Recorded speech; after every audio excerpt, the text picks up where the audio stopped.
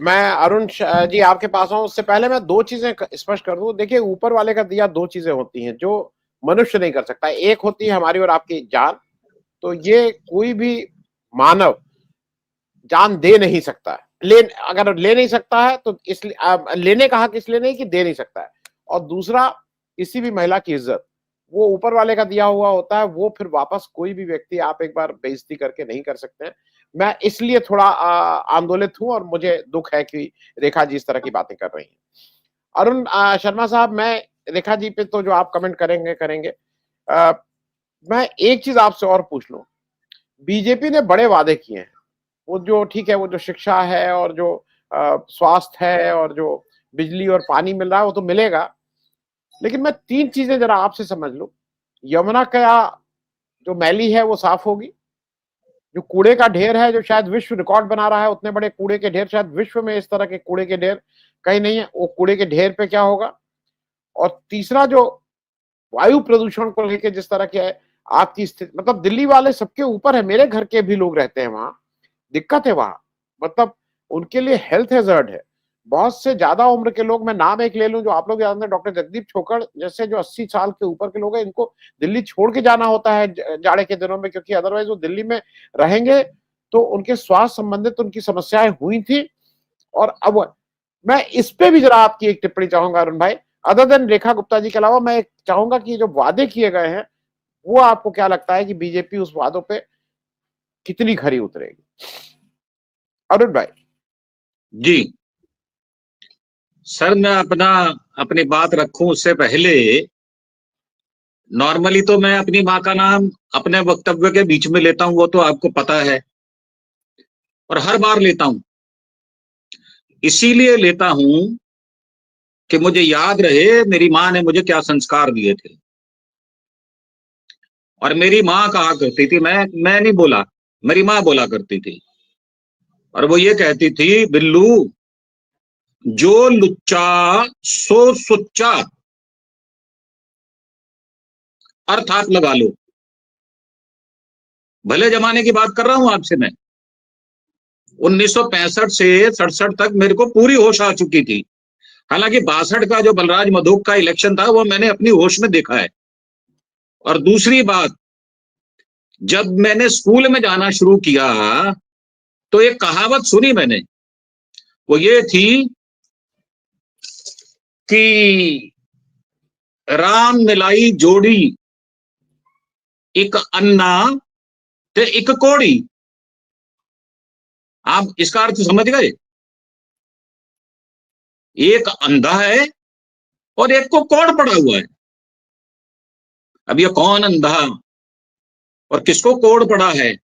और मेरी माँ करती थी, कहा करती थी कि जो लुच्चा सो सुच्चा। अब लुच्चा कहां ढूंढूं मैं? किसमें लुच्चापन ढूंढूं? मोदी साहब में ढूंढूं, या हमारी बहन में पहले कह देता हूं उनको, या मैं तो बेटी भी कह सकता हूं क्योंकि मेरे से 20 वर्ष छोटी है वो। 1974 का जन्म है, मेरा 1954 का जन्म है। जब उन्होंने कॉलेज ज्वाइन किया था, उससे उनके जन्म से पहले या उनके जन्म के 2-3 साल बाद मैंने कॉलेज छोड़ दिया था। और जहां तक हमारी जो लांबा है, अलका लांबा, आप उनमें और इन रेखा में, जो मोदी साहब ने एक छोटी लकीर, एक छोटा बिंदु जो दिल्ली के दिल पर डाला है, वो लंबी लकीर या लंबी रेखा कितने होने वाली है वो आप अंदाजा लगा सकते हैं। एक बात और कहता हूं, हमारे दिल्ली गवर्नमेंट में ये बात मशहूर है कि साहब, जब आपका ट्रांसफर होता है ना, आपके ज्वाइन करने से पहले, जब तक आप यहां से, अगर तो स्टैंड रिलीव है तब तो ठीक है, अगर स्टैंड रिलीव नहीं है तो आपके पहुंचने से पहले आपकी प्रसिद्धि, आपकी छवि अगले वाले विभाग में पहुंच जाती है। अब आप देखें कि 7:30 बजे तक तो नाम साफ नहीं था, और मुझे नाम 4-5 दिन पहले से पता था, क्योंकि दिल्ली गवर्नमेंट के ऑफिसर्स जो हैं वो रेखा गुप्ता के नाम पर बहुत खुश हैं। क्यों? इसलिए कि उनके मिजाज का एक ऐसा व्यक्तित्व आने वाला है जो घुल मिलकर लूट करेगा। मतलब उसको ना गाली से फर्क पड़ेगा, ना कोई और, मीनू जी बैठी हैं, मीनू जी के अनुसार ना कोई सांस्कृतिक व्यवहार से फर्क पड़ेगा। और जहां तक शीला जी को मैंने अपनी आंखों से देखा है, मैं अक्सर उनके बारे में कहता हूं, चीफ सेक्रेटरी के कंधे पर हाथ रखकर पूछने वाली महिला, वो इतनी संभ्रांत थी, इतना व्यक्तित्व उनका स्ट्रांग था, ऐसे पुत्रवत मानकर चलती थी कि वो पूछा करती थी, क्यों बेटा ये काम करवा लाओगे एमएच से? तो 5 फाइल देते थे तो 2 हो जाती थी, कभी 3 हो जाती थी। अब ये मेरा दुर्भाग्य है कि मैं उसी काजल की कोठरी से निकल कर आया हूं, इसीलिए मुझसे अपेक्षा ज्यादा की जाती है। और मैं तो 93 में छोड़ दिया था, मैंने अपने पिता की विरासत को ही छोड़ दिया। अब बीजेपी की बात करें अगर, तो ये बिल्कुल ठीक कहा, अभी एक भाई ने बोला, शायद तिवारी जी ने बोला है, ये अकबर के 9 रतन जो हैं वो तो साथ पहले ही हैं, पहले ही विराजमान हैं, और नाम उल्लेख करने की मुझे लगता नहीं है जरूरत है। एक नाम मैं जरूर लूंगा, कपिल मिश्रा साहब का। उन्होंने मोदी साहब के लिए क्या कहा था। स्मृति ईरानी, उन्होंने सोनिया जी का कैसा उपहास लोकसभा के अंदर उड़ाया था, उनका अंदाज आपने देखा होगा। और मोदी साहब की तो प्राथमिकता यही रहती है कि जो लुच्चा सो सुच्चा। और वैसे भी पीने वाले को जो है ना, अपना साथी मिल जाया करता है। पीने वाला अगर मंदिर जा रहा हो तो शायद उसके साथ मंदिर नहीं जाएगा कोई, या मंदिर जाने वाले के साथ कोई मंदिर जाने वाला नहीं मिलेगा। पर अगर कोई मैं खाने जा रहा है तो उसको एक साथी मिल जाएगा।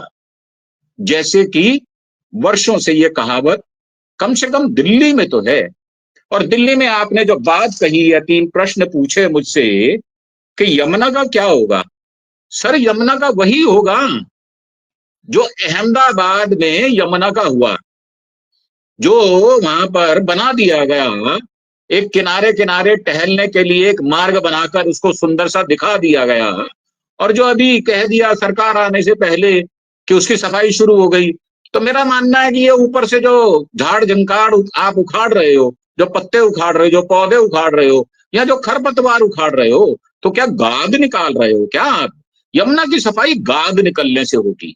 और बिल्कुल ये साबरमती का किनारा बना दिया जाएगा, जहां पर लोग टहला भी करेंगे और यमुना में थूका भी करेंगे।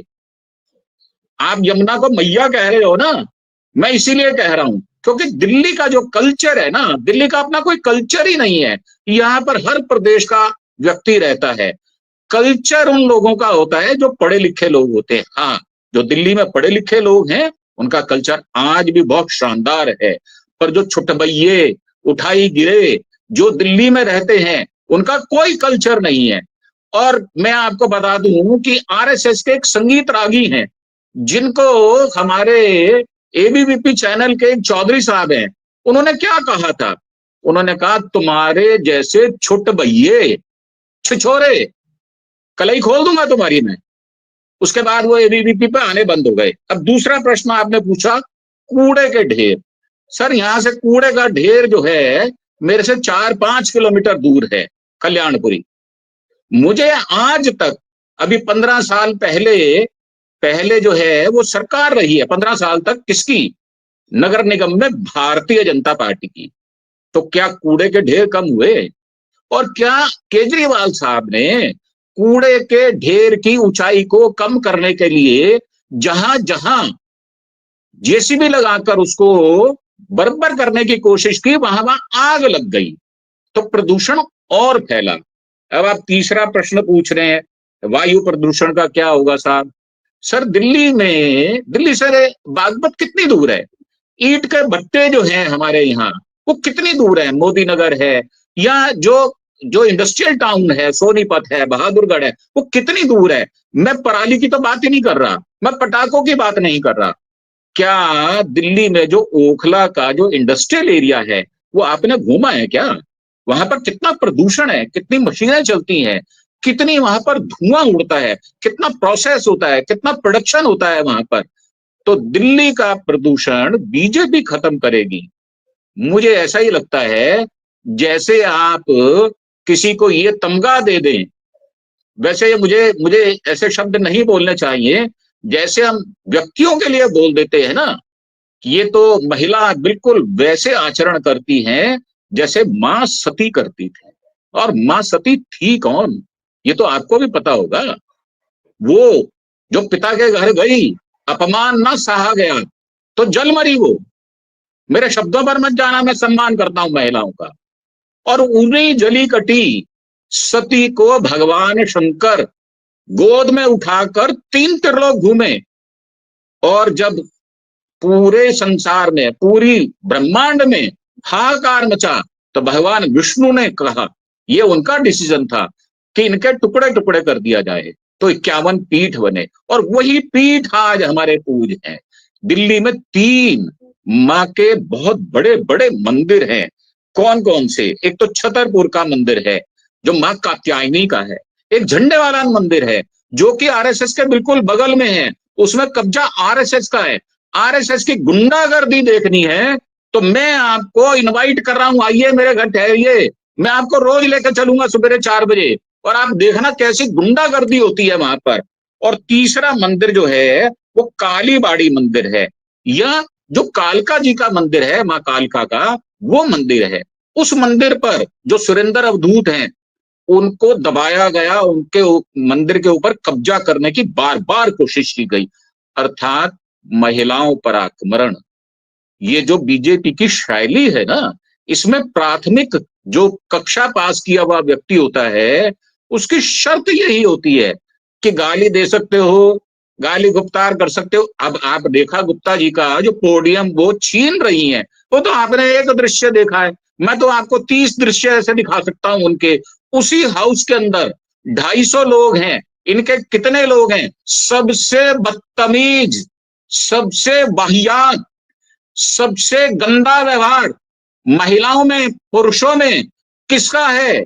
आपको ज्यादा निगाह अपनी घुमानी नहीं पड़ेगी, और आप एक जैसे तीर जाता है ना, हमारे यहाँ इस्तेमाल करते हैं जिसको कंप्यूटर की भाषा में एरो कह देते हैं, वो सीधा हमारी रेखा बहन जी के ऊपर जाएगा।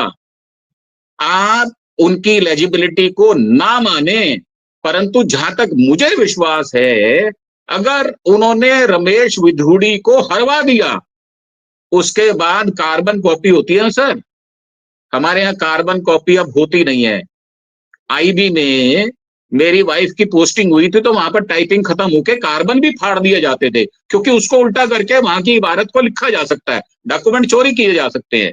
परंतु ये जो डॉक्यूमेंट भारतीय जनता पार्टी ने दिल्ली की छाती पर छाप दिया है, ये बदलने वाला नहीं है, ये 5 साल चलेगा। और आपने देखा कि सुषमा स्वराज जो बहुत बहुत ही नेक इंसान थी, परंतु सारे उनके तारीफ करते हैं, मैं नहीं करता। कारण मैंने उनका गांधी समाधि पे वो डांस देखा है जो उन्होंने शब्दों के साथ किया था। अगर सोनिया गांधी इस देश की प्रधानमंत्री बन गई तो सिर मुंडवाकर, चने खाकर जमीन पर लेटूंगी। सर किसकी इज्जत कर रहे हो आप, और किसकी आलोचना कर रहे हो?